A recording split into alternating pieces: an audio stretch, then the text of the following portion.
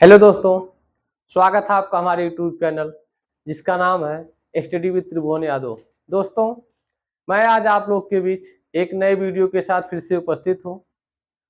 दोस्तों, इस वीडियो में हम लोग देखेंगे मैट्रिक्स आव्यूह, यानी यह टॉपिक हमारा, जैसा कि आप लोग को ज्ञात है कि आगामी समय में टीजीटी, पीजीटी और एलटी ग्रेड की परीक्षाएं लगी हुई हैं।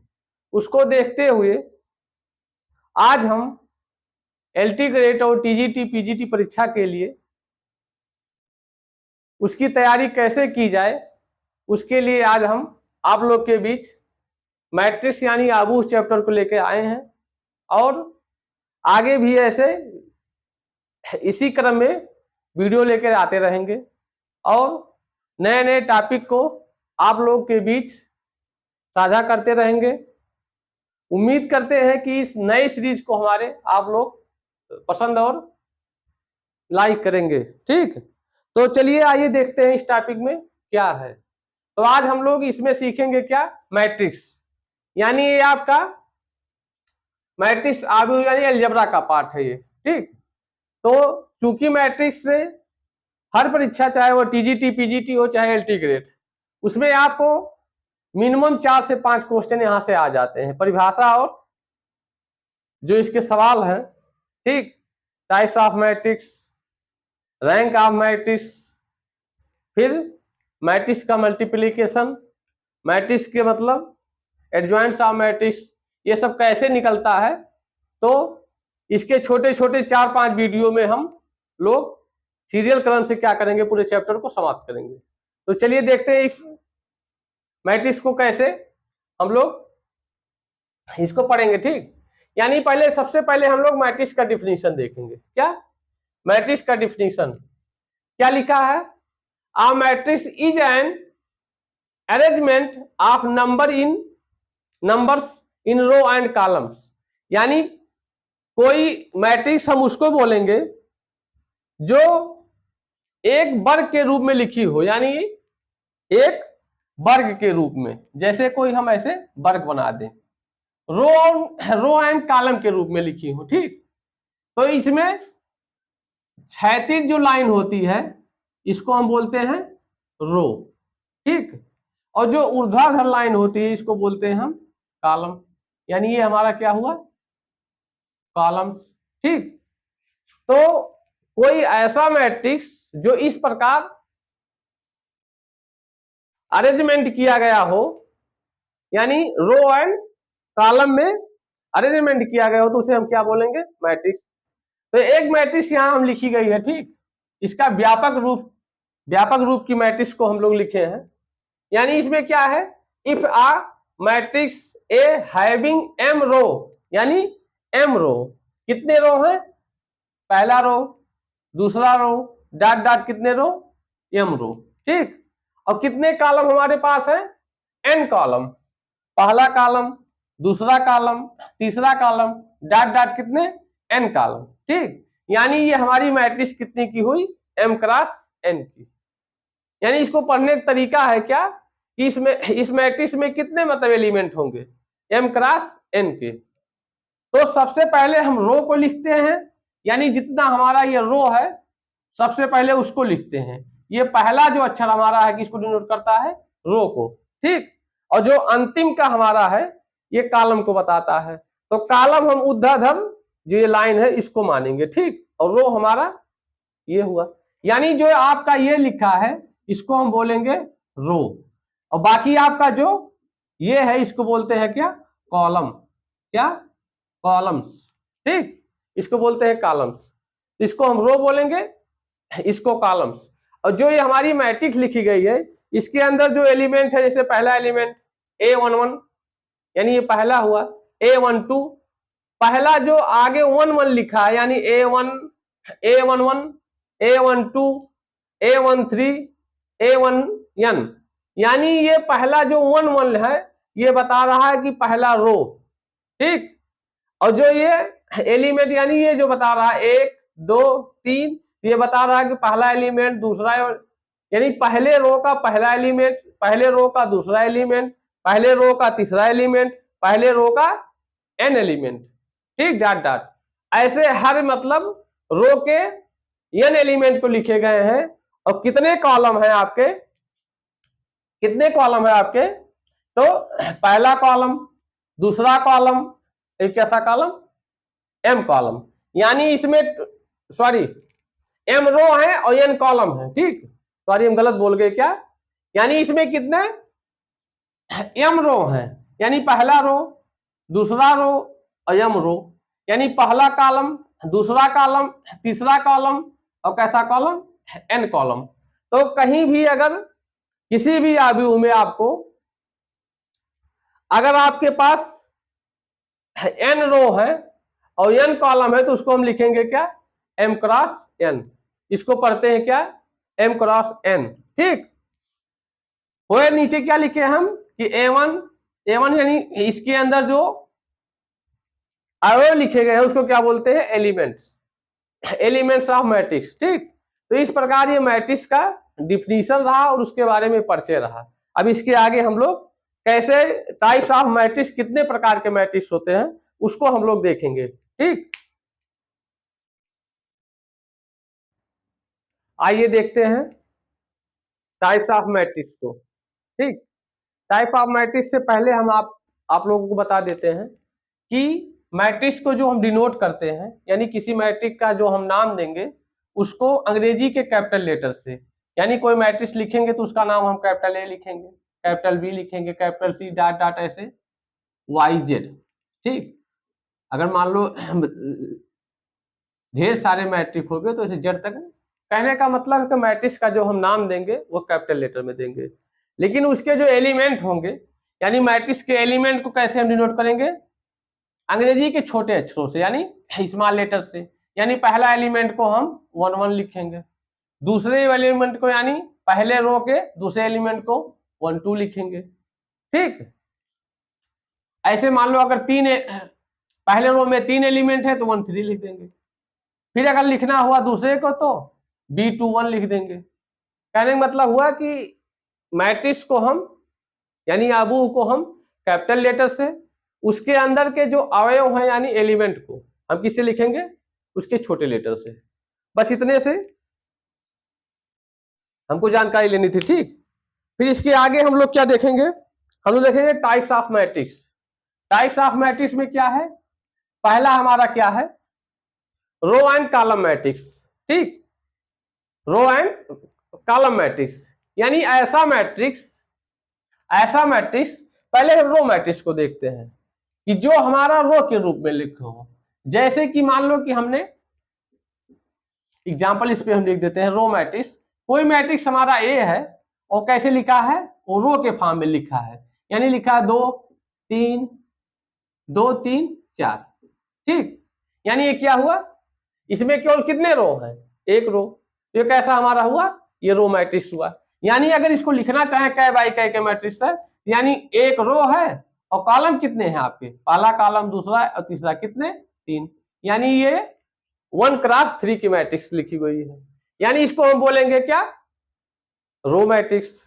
ऐसे आपका कॉलम मैट्रिक्स, मान लो कोई दूसरा आपका मैट्रिक्स भी है, ठीक, कॉलम मैट्रिक्स लिखना हुआ, मान लो इसी को हम लिखेंगे, ठीक, तो लिख दिए कितना, 2 3 4, ये कैसा मैट्रिक्स हमारा हो गया, ये कॉलम मैट्रिक्स हो गया। कॉलम मैट्रिक्स में सभी अवयव केवल एक ही कॉलम होगा और रो मैट्रिक्स में केवल एक ही रो होगा, ठीक। यानी ये कितने क्लास की कितनी मैट्रिक्स लिखी है, यानी कितने रो हैं आपका, पहला रो, दूसरा रो, तीसरा रो, यानी 3 रो, और कॉलम कितने आपके हैं, एक, यानी ये क्या हुआ, 3 क्रॉस 1 की मैट्रिक्स है। तो आपका रो एंड कॉलम मैट्रिक्स कैसे लिखेंगे, यानी रो मैट्रिक्स मतलब उसको कहते हैं जिसमें केवल एक रो हो और कॉलम आपके कई हो सकते हैं, ठीक।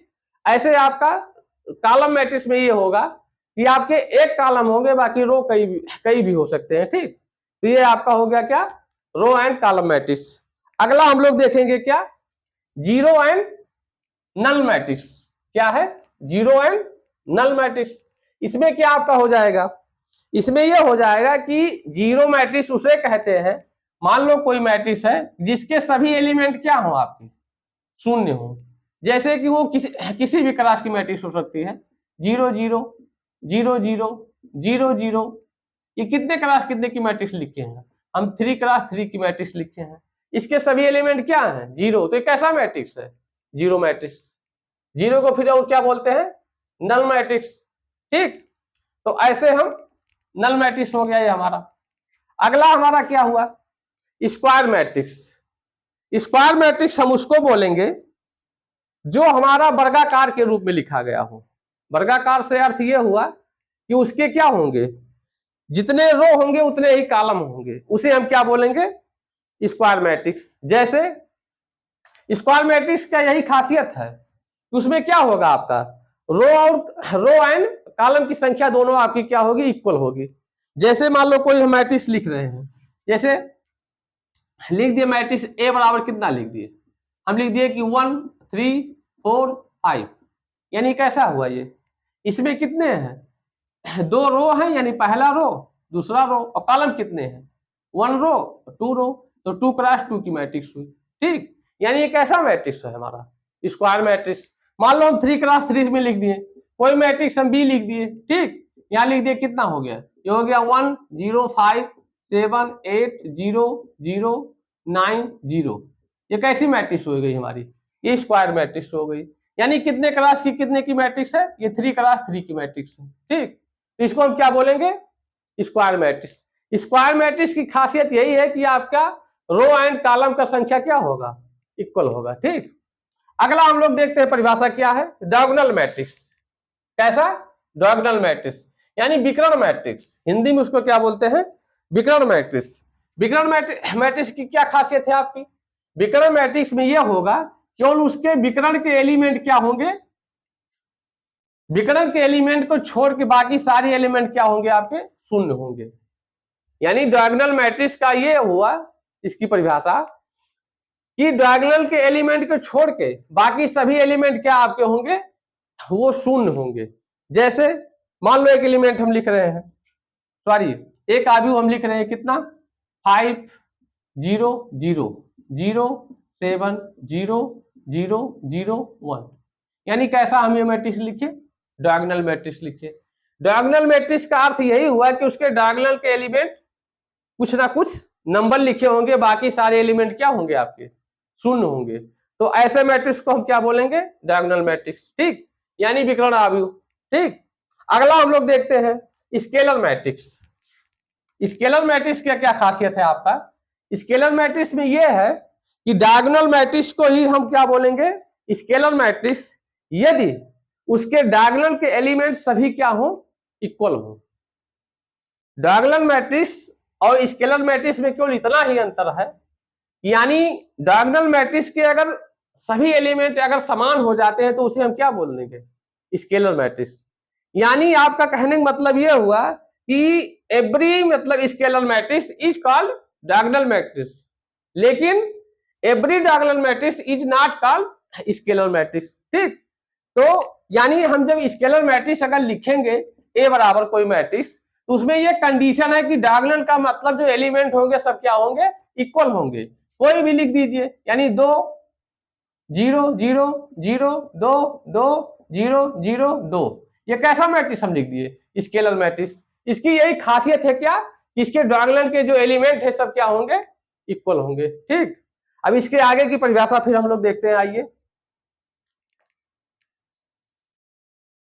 तो आइए देखते हैं, 3 परिभाषा और हमारी बची हुई है, इसको हम लोग देख लेते हैं। ठीक, तो इसमें हमारा जो क्या है, यानी छठवां परिभाषा क्या है? यूनिट या आइडेंटिटी मैट्रिक्स। यानी यूनिट या आइडेंटिटी मैट्रिक्स किसे कहेंगे? तो यूनिट मैट्रिक्स या आइडेंटिटी मैट्रिक्स हम उसे बोलेंगे जिसके डायगोनल के एलिमेंट सब क्या हो जाएं? 1 हो जाएं। ठीक, यानी डायगोनल के एलिमेंट क्या हो जाएं? 1। यानी आइडेंटिटी मैट्रिक्स हम उसे बोलेंगे, मान लो कोई मैट्रिक्स हमने लिख दिया A इक्वल टू 1 0 0 1। ठीक, ये कैसा मैट्रिक्स हमारा हुआ? 2 क्रॉस 2 का मैट्रिक्स कैसा है? आइडेंटिकल मैट्रिक्स है। ठीक, या यूनिट मैट्रिक्स है। यानी आप लोग देखे होंगे इससे पहले जो स्केलर मैट्रिक्स हमने बताया, स्केलर मैट्रिक्स में हमने क्या बताया कि डायगोनल के सारे एलिमेंट क्या होंगे? यदि इक्वल होंगे तो क्या होंगे, स्केलर मैट्रिक्स होंगे। यानी कहने का मतलब यहां भी तो इक्वल है ये 1 1, ठीक। तो क्या हुआ, यानी unit matrix is already is क्या हुआ, स्केलर मैट्रिक्स। यानी एवरी यूनिक मैट्रिक्स या identical matrix is called scalar matrix, ठीक। यानी सभी यूनिट मैट्रिक्स क्या होते हैं, स्केलर मैट्रिक्स। तो आइडेंटिटी मैट्रिक्स का यही खासियत है कि उसके सारे डायगोनल के एलिमेंट क्या होंगे, इक्वल होंगे और क्या होंगे, एक होंगे। यानी ये तो 2x2 की मैट्रिक्स हुई, मान लो हम 3x3 की लिख दिए, यानी 1 0 0 1 0 0 0 1, ठीक। ये कैसा लिख दिए, ये 3x3 की मैट्रिक्स लिख दिए हम, ठीक है। यानी ये हमारे कैसा मैट्रिक्स है, आइडेंटिकल मैट्रिक्स है, यानी यूनिट मैट्रिक्स है, ठीक।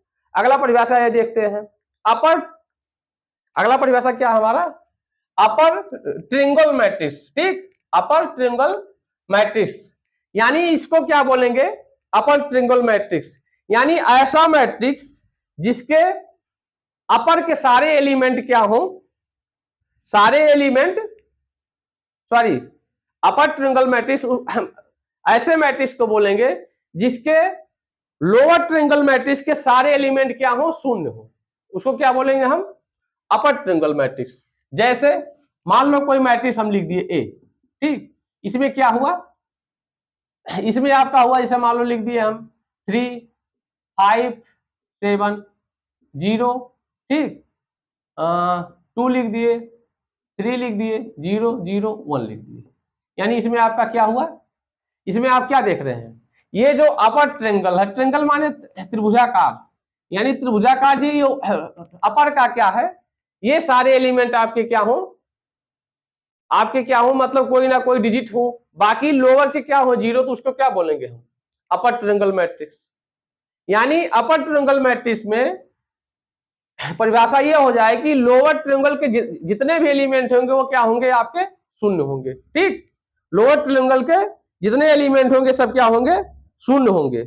इसका मतलब अपोजिट जो होगा क्या होगा, लोअर ट्रायंगल मैट्रिक्स में, यानी लोअर ट्रायंगल मैट्रिक्स में इसका अपोजिट क्या हो जाएगा। अगर लोअर का परिभाषा हम लोग लिखेंगे, मान लो कोई मैट्रिक्स हम लिख रहे हैं ए, लोअर में क्या हो जाएगा, लोअर के जितने एलिमेंट है वो कोई ना कोई मतलब एलिमेंट होंगे, बाकी अपर में क्या होंगे, शून्य होंगे। यानी अगर कोई मैट्रिक्स, ऐसे समझो कि कोई मैट्रिक्स अगर है ए, मान लो ये कोई मैट्रिक्स है, तो इसके इस वाले भाग को बोलते हैं अपर, इस वाले भाग को बोलते हैं क्या, अपर। नीचे वाले भाग को इसको बोलते हैं क्या, लोअर, लोअर ट्रायंगल, यानी लोअर ट्रायंगल, लोअर ट्रायंगुलर। ऊपर वाले को बोलते हैं अपर ट्रायंगुलर, यानी इस वाले भाग को बोलते हैं अपर ट्रायंगुलर, और नीचे वाले भाग को बोलते हैं लोअर ट्रायंगुलर। तो अपर ट्रायंगुलर में ये हुआ कि अपर ट्रायंगुलर मैट्रिक्स उस मैट्रिक्स को कहेंगे जिस मैट्रिक्स के लोअर ट्रायंगुलर के सारे एलिमेंट क्या होंगे, शून्य होंगे, ठीक। इसका अपोजिट ऐसे लोअर ट्रायंगुलर मैट्रिक्स में होगा।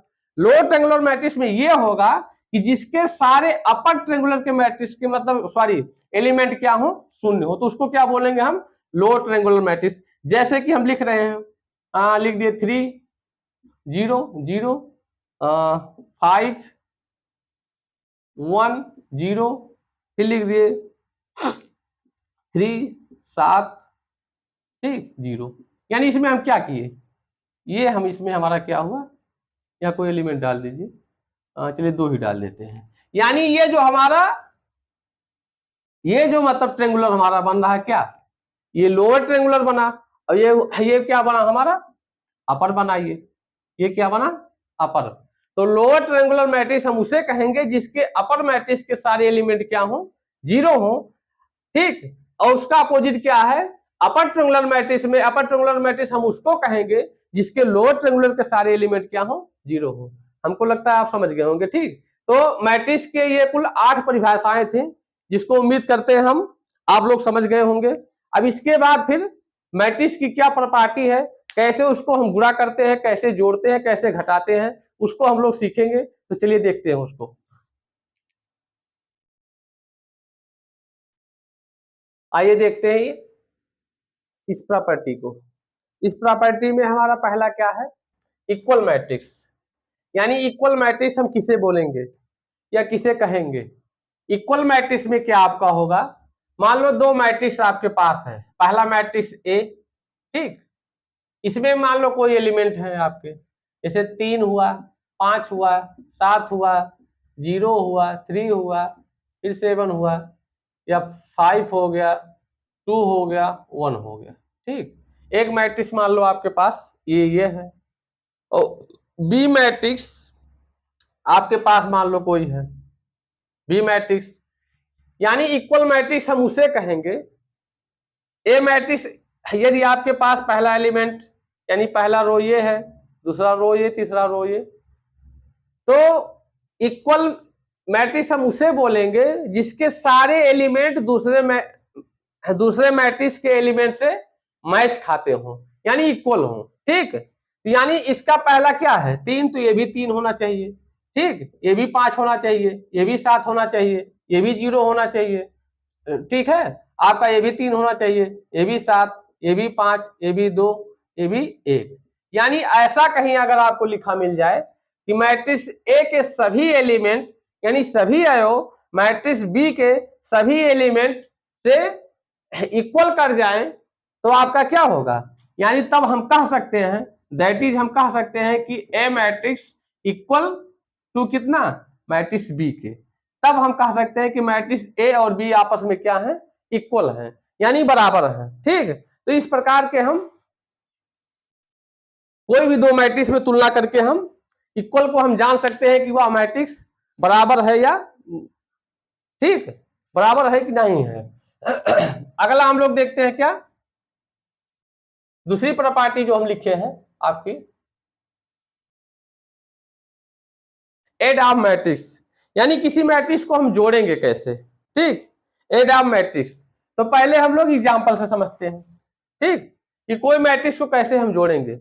मान लो हम कोई मैट्रिक्स लिखते हैं, मैट्रिक्स हमारा ए मान लो हो गया कितना, इसमें मान लो पहला एलिमेंट हमारा हो गया, अगर हम स्टैंडर्ड रूप में लिखें, स्टैंडर्ड फॉर्म में, तो आपका क्या हो जाएगा A1 2, फिर A1 सॉरी A11 और A1 2, फिर ये कितना हो जाएगा A21 और A2 2, यानी 2x2 की हम मैट्रिक्स लिख दिए कोई, ठीक, 2x2 की मैट्रिक्स ए लिख दिए, कितना A11 स्टैंडर्ड फॉर्म में हम लिख दिए, A12 A21 A22, ये हम 2x2 की मैट्रिक्स लिख दिए।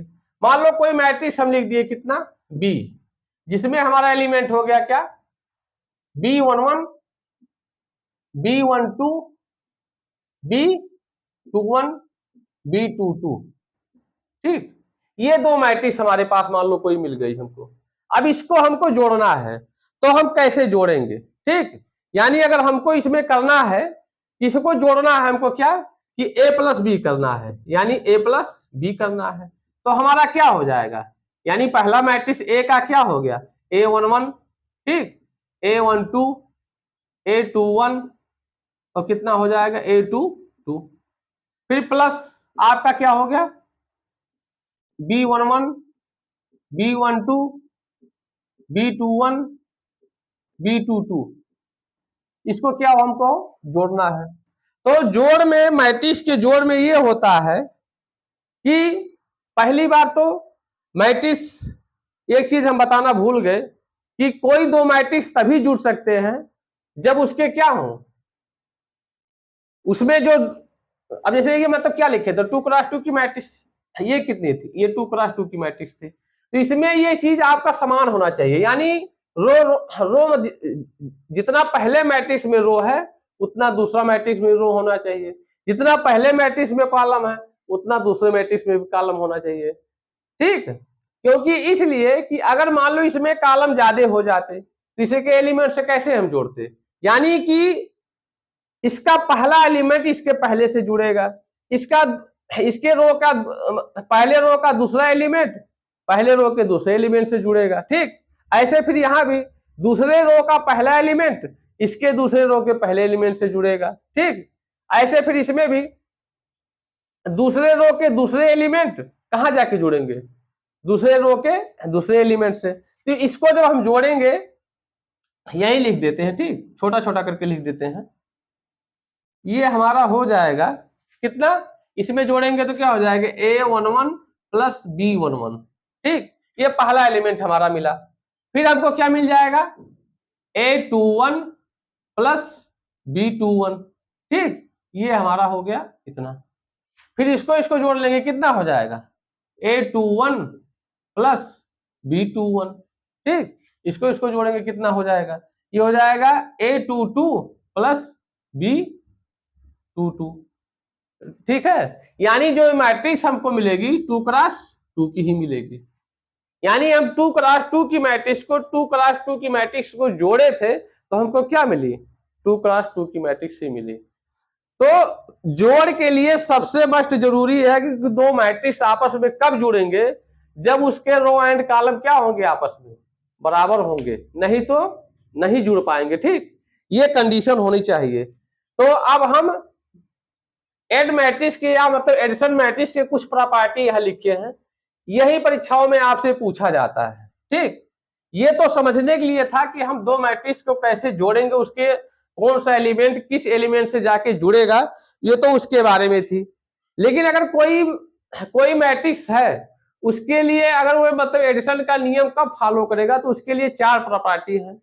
ये प्रॉपर्टी को आप लोग इंटर में या बीएससी जो मैथ से किए होंगे, मतलब मैथ से जो LTTGT दे रहे हैं सभी लोग बीएससी किए हैं, तो उसमें आप बीएससी में ये चीज पढ़े होंगे, ठीक। यानी उसमें पहला होता है कम्यूटेटिव लॉ होल्ड। यानी कोई दो मैट्रिक्स है, अगर मान लो ए मैट्रिक्स है कोई और एक मान लो बी मैट्रिक्स है, अगर उसको हम लिख दे ए प्लस बी, यानी पहले ए प्लस बी करके जोड़ ले जो मान आएगा, ऐसे बी प्लस ए करके जोड़ ले और जो मान आया, दोनों अगर इक्वल आ गए तो क्या हो गया, तो हम कह देते हैं कि कम्यूटेटिव लॉ क्या हो गया, हमारा होल्ड हो गया। यानी कहने का मतलब ये दोनों इक्वल आ जाए, तो वही हम लिखे हैं, दैट इज क्या लिखे हैं, matrix A plus matrix B equal to क्या हो जाए, matrix B plus matrix A. यानी कोई दो ऐसा मैट्रिक्स जिसको हम जोड़े और क्या हो जाए, उसमें क्रम विनिमय का हम नियम लगाएं, इसको क्रम विनिमय तो कहते हैं हिंदी में, यानी क्रम विनिमय का नियम लगाएं और दोनों इक्वल हो जाए तो उसको हम क्या बोलेंगे, कम्यूटेटिव लॉ इज होल्ड, ठीक। ये पहली प्रॉपर्टी हमारी हुई। अगली प्रॉपर्टी हमारी क्या रही है, एडिशन मैट्रिक्स इज एसोसिएटिव, ठीक। कोई मैट्रिक्स हमारी एसोसिएटिव कब होगी, मान लो हमारे पास 3 मैट्रिक्स है, कोई ABC 3 मैट्रिक्स हमारे पास अगर उपस्थित है, तो उसको हम ऐसा कहीं लिख दें ऐसे फॉर्म में कि पहले मैट्रिक्स से हम A प्लस बी को जोड़ ले, फिर उसी में लाके हम C को जोड़ ले, ठीक। ये जो वैल्यू हमें प्राप्त हो, अगर हम ऐसा करके कहीं जोड़ ले कि पहले हम B और C को जोड़ ले फिर लाके A में जोड़ दे, तो अगर दोनों आपस में इक्वल हो जाएं तो उसे हम बोलते हैं क्या, यानी तब हम कह देते हैं कि दैट इज एसोसिएटिव, यानी addition of matrix is associative. यानी जो हमारे ये 3 मैट्रिक्स ABC थे, यानी ABC थे, ये हमारे आपस में क्या हो गए, एसोसिएटिव हो गए, ठीक। यानी वितरण, ये शायद वितरण हिंदी में वितरण नियम इसको बोलते हैं, ठीक, वितरण नियम का पालन कर लिया। यानी हमारा ये जो 3 मैट्रिक्स हम लिए थे, अगर ये कंडीशन फुलफिल कर लेते हैं तो उसको हम कह देते हैं क्या, कि एडिशन मैट्रिक्स इज एसोसिएटिव। तो ये हमारा दूसरी प्रॉपर्टी हुई थी। अब हम देखेंगे तीसरी प्रॉपर्टी। तीसरी प्रॉपर्टी में हमारा क्या है, एग्जिस्टेंस ऑफ एडिशन आइडेंटिटी, ठीक, एग्जिस्टेंस ऑफ एडिशन आइडेंटिटी।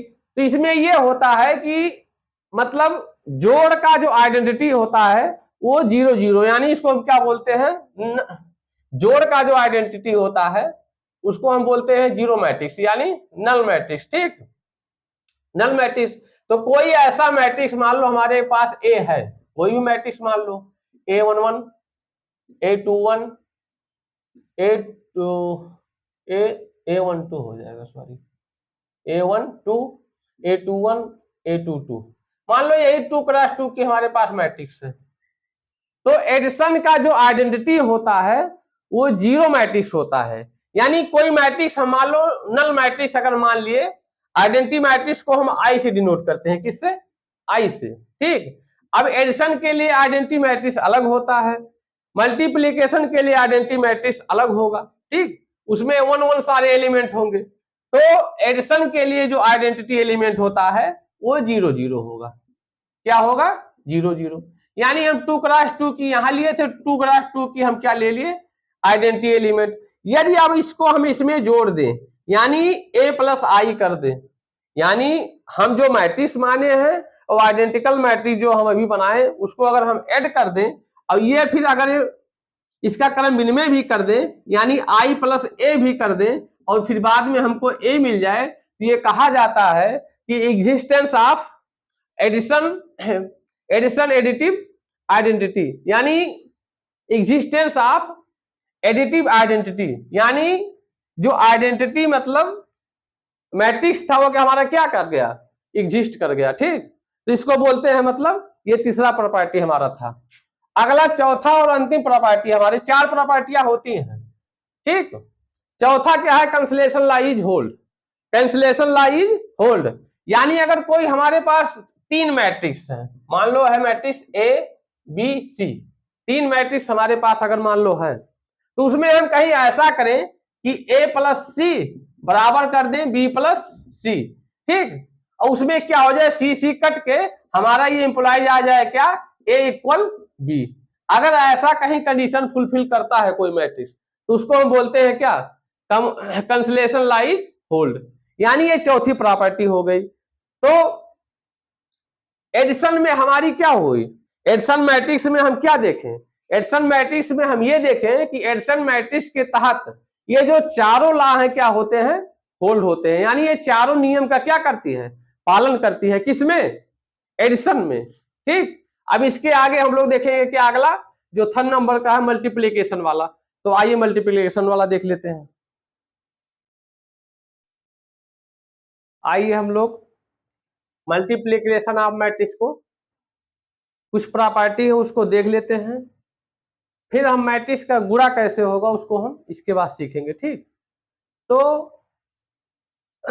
इसमें पहला जो आपका मल्टीप्लिकेशन ऑफ मैट्रिक्स में जो पहला आपका प्रॉपर्टी है वो क्या कह रहा है? वो कह रहा है कि matrix of multiplication is not commutative, यानी कोई 2 मैट्रिक्स है, कोई 2 मैट्रिक्स है, ठीक। अभी हम बताएंगे कि मैट्रिक्स का गुणा कब संभव है, यानी 2 मैट्रिक्स का गुणा कब संभव हो सकता है उसको बताएंगे। चलिए इसे देख लेते हैं पहले वो क्या होता है। मान लो कोई मैट्रिक्स ए है, वो क्या है आपका? हम लिख दिए कि ये 2x3 की मैट्रिक्स है, 2x3 की मैट्रिक्स है। कोई मैट्रिक्स आपके पास बी है, हम लिख दिए कि ये कोई मैट्रिक्स है आपका, ये 3x4 की मैट्रिक्स मान लो। तो गुणा होने के लिए क्या होना चाहिए? अगर मान लो हम ए बी का प्रोडक्ट करें, यानी गुणा करें, ए डॉट बी करें, तो गुणा तभी संभव होगा जब पहले मैट्रिक्स का कॉलम तो कॉलम आपका कौन सा होता है? ये जो हम लिखते हैं 2x3 का, तो जो दूसरा मतलब होता है वो हमारा पहले मैट्रिक्स का कॉलम है। ये क्या है? पहले मैट्रिक्स का कॉलम। तो पहले मैट्रिक्स का कॉलम दूसरे मैट्रिक्स के रो के बराबर होना चाहिए, तभी गुणा संभव हो पाएगा, अन्यथा गुणा होगा ही नहीं, ठीक। तो ये कंडीशन है गुणा में। जोड़ में आपका क्या कंडीशन था? उसमें रो और कॉलम दोनों बराबर होना चाहिए, तभी आपकी मैट्रिक्स जुड़ेगी। लेकिन गुणा में आपका क्या हुआ कि पहले मैट्रिक्स का कॉलम और दूसरे मैट्रिक्स के रो के बराबर होना चाहिए, तभी आपका गुणा संभव है, अन्यथा गुणा होगा ही नहीं मैट्रिक्स का, ठीक।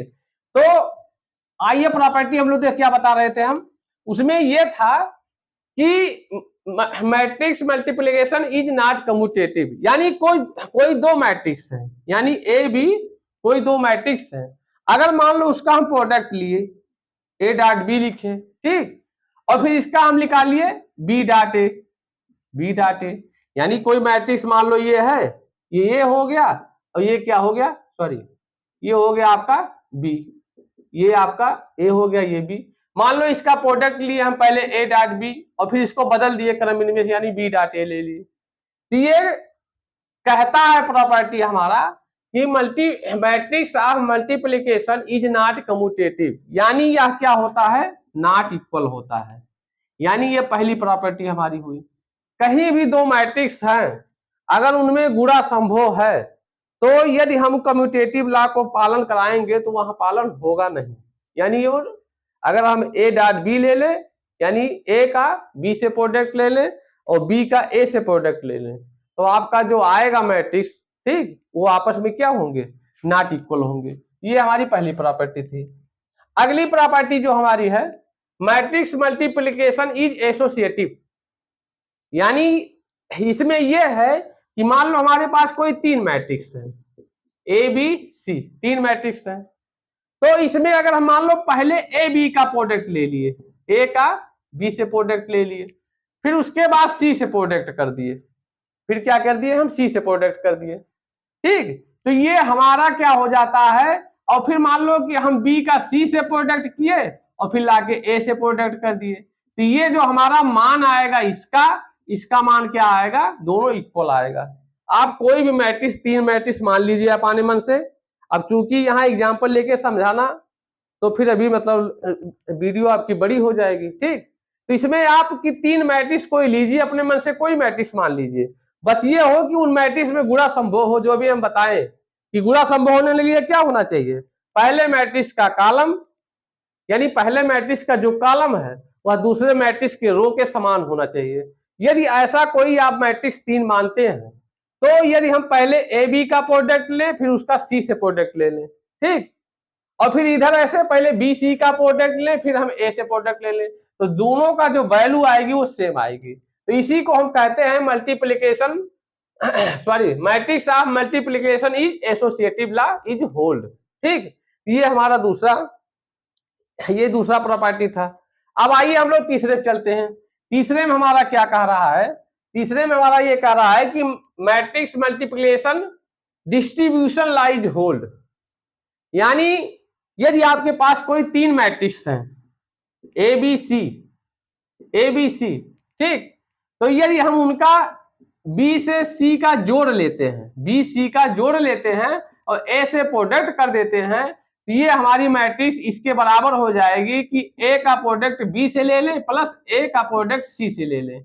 यानी ए का गुणा बी से कर लें और फिर ए का गुणा सी से करके अगर जोड़ ले तो हमारा ये क्या हो जाएगा, ए डॉट बी प्लस सी के।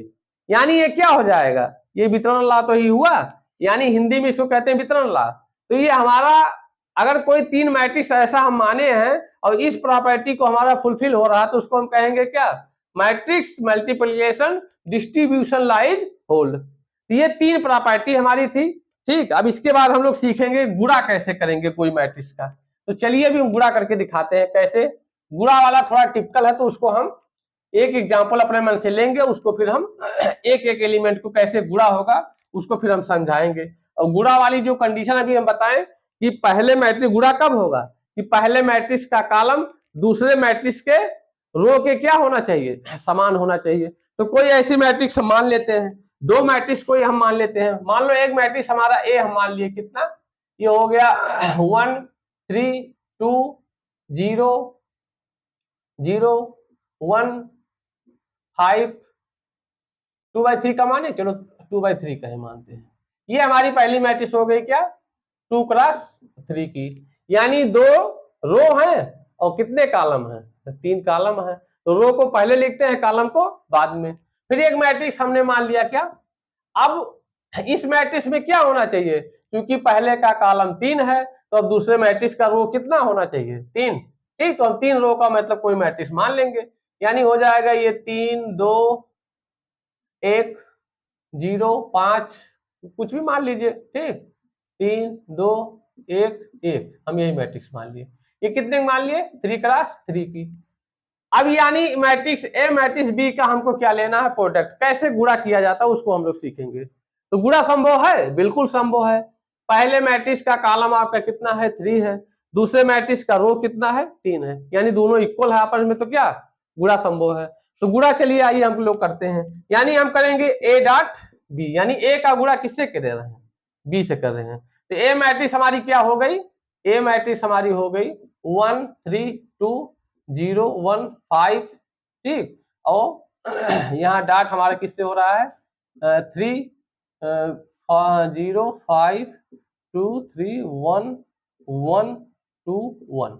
बस एक लाइन आपको समझने की बात है, अगर यही लाइन समझ गए तो आप यहां लिख दे रहे हैं। ठीक, एक लाइन अगर आप समझ गए यही, तो जान लीजिए कि गुणा आपको मैट्रिक्स का आ जाएगा। यहां हम लिख रहे हैं, ये क्या हो जाएगा। तो इसमें ध्यान देने की बात यह है कि पहले रो को हम उठाएंगे, यानी पहले मैट्रिक्स के पहले रो को उठाएंगे। ठीक, पहले रो को, और इसके कॉलम से गुणा करेंगे। पहले रो को उठाएंगे तो पहला रो का पहला एलिमेंट पहले कॉलम के पहले एलिमेंट से गुणा होगा, यानी 1 का गुणा किससे होगा, 3 का। फिर पहले रो के दूसरा एलिमेंट का गुणा किससे होगा, पहले कॉलम के दूसरे एलिमेंट से। ठीक, ऐसे फिर पहले रो के तीसरे एलिमेंट का गुणा होगा पहले कॉलम के तीसरे एलिमेंट से।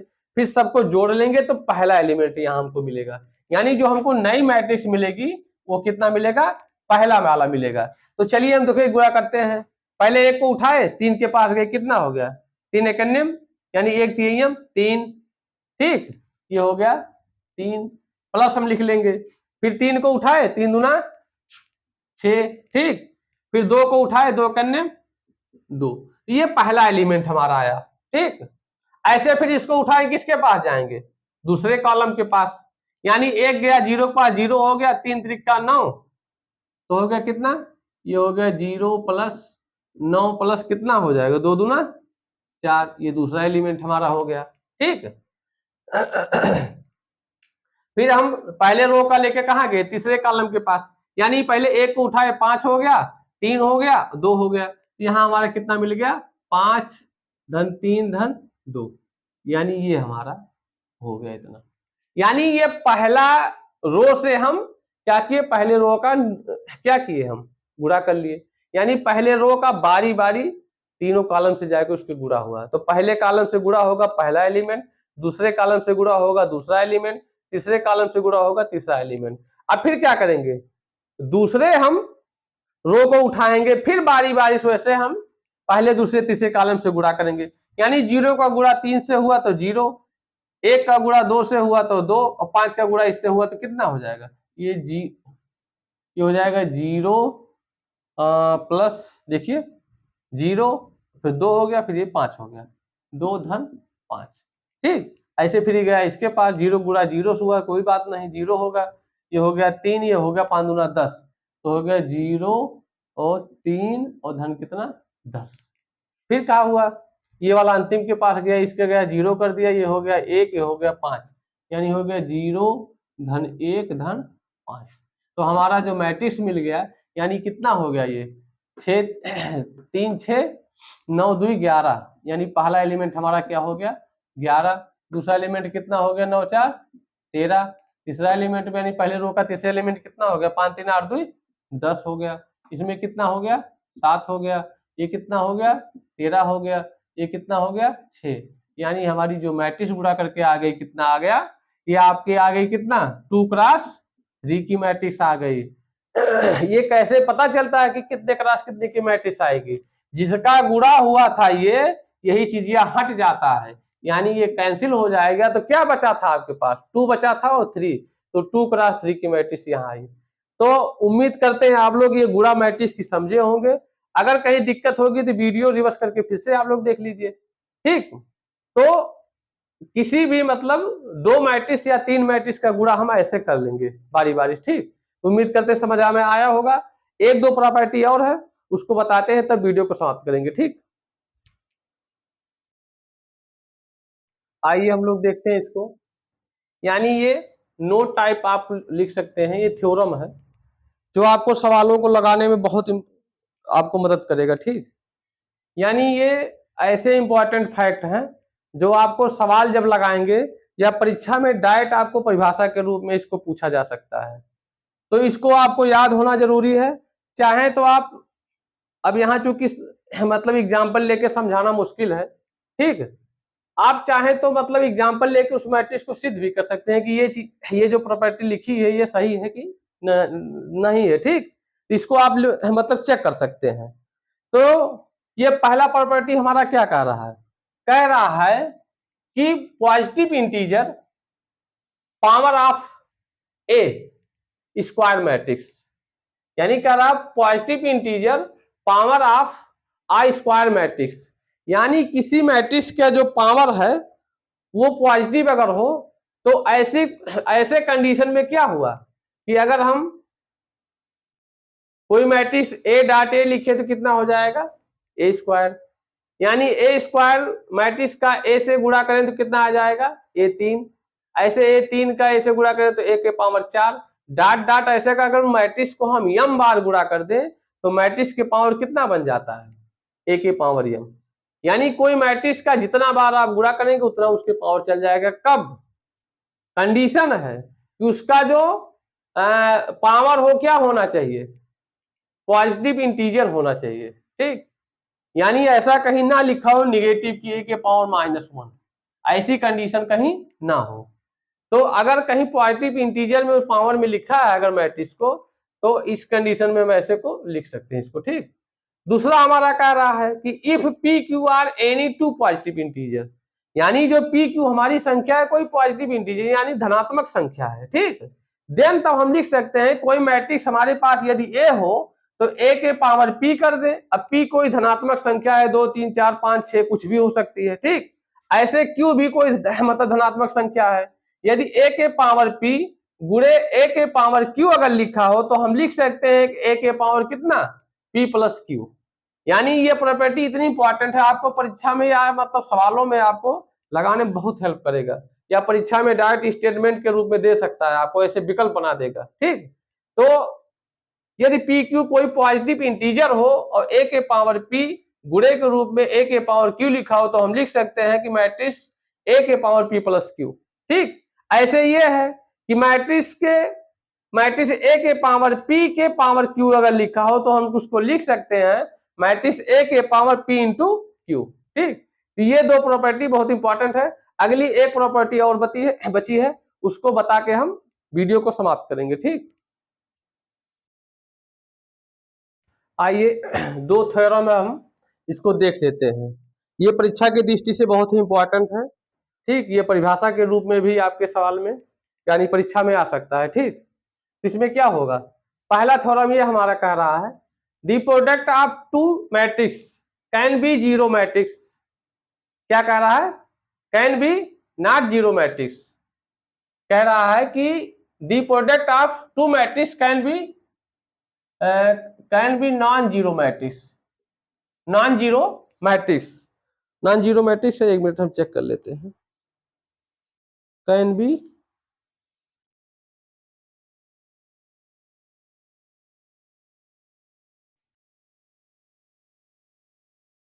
जीरो मैट्रिक्स ही है, sorry, can be zero matrix though none of them is zero matrix. यानी कहने का मतलब ये कह रहा है थ्योरम कि यदि आपके पास कोई दो क्या हो मैट्रिक्स हो जो जीरो ना हो, यानी कोई मैट्रिक्स यानी कोई आपके पास ए है जिसके सारे एलिमेंट जीरो ना हो, ऐसे